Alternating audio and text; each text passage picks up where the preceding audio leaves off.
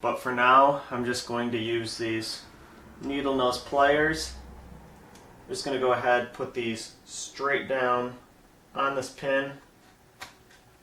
Just slight pressure. That comes right out the other side. You do want to pay attention to the orientation this goes in as well. But with that pin removed, this trigger assembly will come right out of there now. Just like that. Wow. Again, the amount of unburnt powder all over this thing. And that is the reason right there, folks, as to why you clean your gun as well as oiling them so they don't rust. But that right there will create a shell from firing if this hammer is not able to hit that primer hard enough.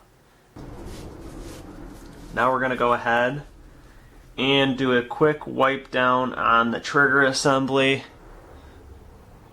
Getting all that unburnt powder. I know I keep saying it, but it's just everywhere. And just think on all these gas guns. That goes everywhere inside of that gun.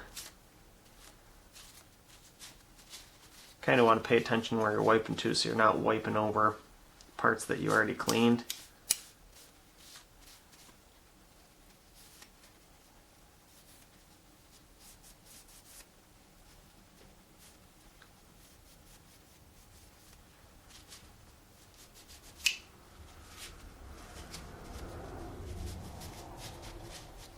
I don't take the trigger assembly apart any further than right here.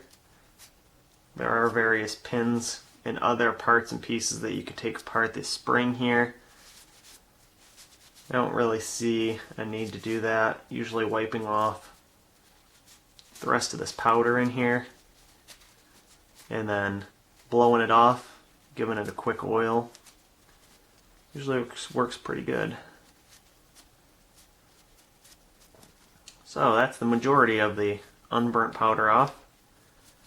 Now, just like the other pieces, I'm going to take this out to the air gun, give it a quick blow off with the compressor,